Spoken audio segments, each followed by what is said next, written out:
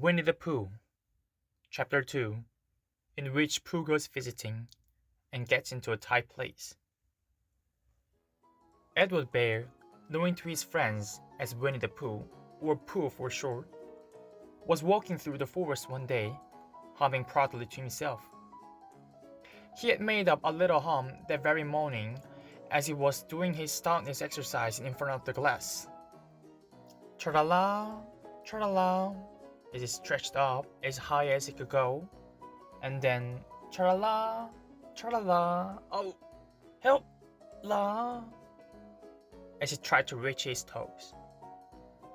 After breakfast, he had said it over and over to himself until he had learned it off by heart, and now he was humming it right through properly. It went like this: tra-la-la, tra-la-la, tra-la-la, tra-la-la, rum-tum tiddle-tum, tiddle-iddle, tiddle-iddle, tiddle-iddle, tiddle-iddle, rum-tum tiddle-um. Well, he was humming this hum to himself and walking along readily, wondering what everybody else was doing and what it felt like being somebody else, when suddenly he came to a sandy bank, and in the bank was a large hole. "Oh," said Pooh. "Rum-tum tiddle-tum." "If I know anything about anything, that hole means rabbit," he said. "And rabbit means company," he said.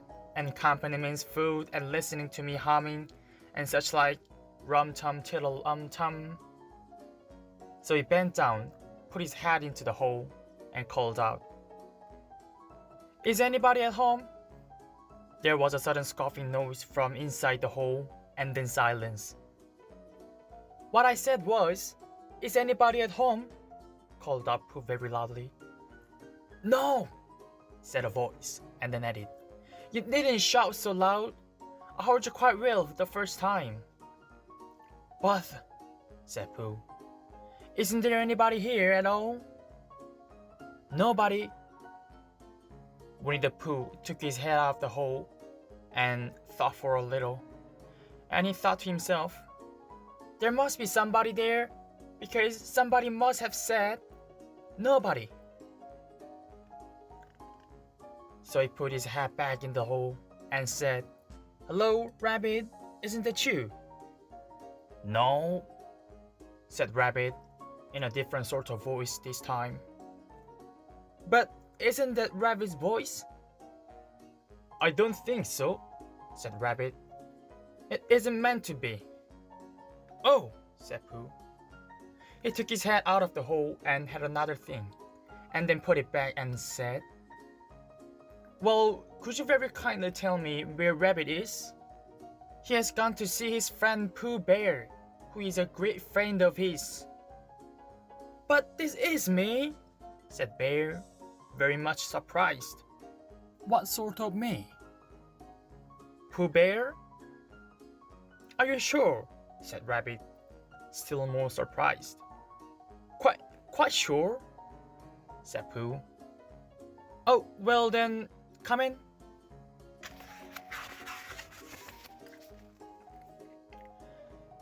So Pooh pushed and pushed and pushed his way through the hole, and at last he got in. "You're quite right," said Rabbit, looking at him all over. "It is you. Glad to see you." "Who did you think it was?" "Well, I wasn't sure. You know how it is in the forest. One can't call anybody coming into one's house. One has to be careful. What about a mouthful of something?" Pooh always liked a little something at 11 o'clock in the morning. Pooh always liked a little something at 11 o'clock in the morning, and he was very glad to see Rabbit getting out the plates and mugs. And when Rabbit said, "Honey or condensed milk with your bread?" he was so excited that he said, "Both." And then, so as not to seem greedy, he added, "But you don't bother about the bread, please."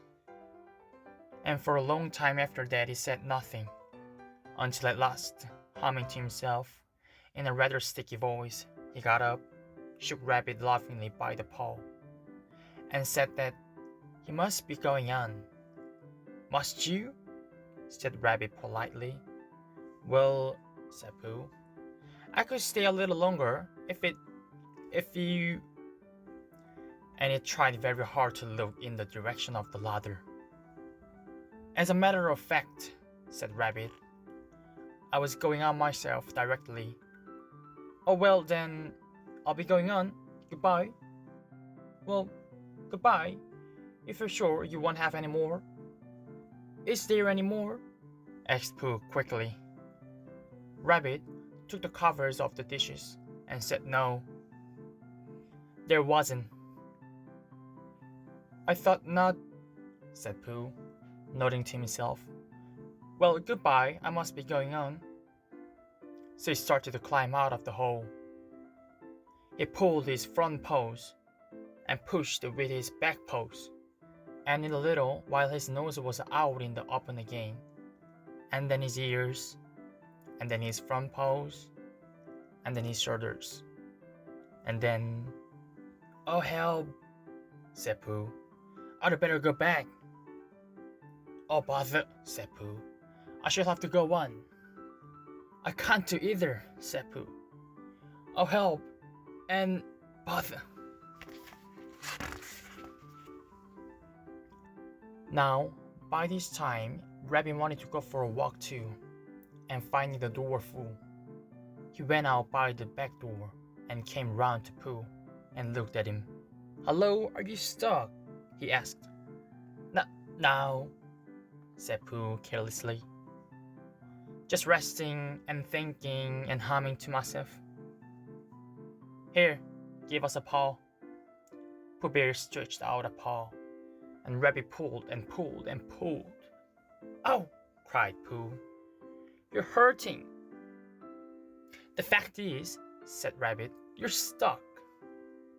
It all comes, said Pooh crossly, of not having front doors big enough. It all comes, said Rabbit sternly, of eating too much. I thought at the time, said Rabbit. Only I didn't like to say anything, said Rabbit. That one of us was eating too much, said Rabbit. And I knew it wasn't me, he said. Well, I shall go and fetch Christopher Robin. Christopher Robin lived at the other side of the forest, and when he came back with Rabbit and saw the front half of Pooh, he said, Silly old bear, in such a loving voice that everybody felt quite hopeful again. I was just beginning to think, said Bear, sniffing slightly, that Rabbit might never be able to use his front door again. And I should hate that, he said. So should I? Said Rabbit. Use his front door again? Said Christopher Robin. Of course he'll use his front door again. Good, said Rabbit. If he can't pull you out, Pooh, we might push you back. Rabbit scratched his whisker thoughtfully and pointed out that when once Pooh was pushed back, he was back, and of course, nobody was more glad to see Pooh than he was. Still, there he was. Some lived in trees, and some lived in underground. And, you mean I'd never get out? Said Pooh. I mean, said Rabbit, that having got so far, it seems a pity to waste it. Christopher Robin nodded. Then there is only one thing to be done, he said. We shall have to wait for you to get thin again. How long does getting thin take? Asked Pooh anxiously. About a week, I should think. But I can't stay here for a week. You can stay here, all right, silly old bear. It's getting you out which is so difficult. We'll read to you, said Rabbit cheerfully. And I hope it won't snow, he added. And I say, old fellow, you're taking up a good deal of room in my house. Do you mind if I use your back legs as a tower horse? Because there they are, doing nothing, and it would be very convenient just to hang the towels on them. Awake, said Pooh gloomily. What about meals? I'm afraid no meals, said Christopher Robin, because of getting thin quicker. But we'll read to you. Bear began to sigh, and then found he couldn't, because he was so tightly stuck, and a tear rolled down his eye as he said, Then would you read a sustaining book, such as would help and comfort a wretched bear in great tightness? So for a week, Christopher Robin read that sort of book at the north end of Pooh, and Rabbit hung his washing on the south end. And in between Bear felt himself getting slender and slender. And at the end of the week, Christopher Robin said, Now! So he took hold of Pooh's front paws, and Rabbit took hold of Christopher Robin, and all Rabbit's friends and relations took hold of Rabbits, and they all pulled together. And for a long time, Pooh only said, Ow! And Ow! And then all of a sudden, he said, Pop! Just as if a cork were coming out of a bottle. And Christopher Robin and Rabbit and all Rabbit's friends and relations went head over heels backwards, and on the top of them came Winnie-the-Pooh free.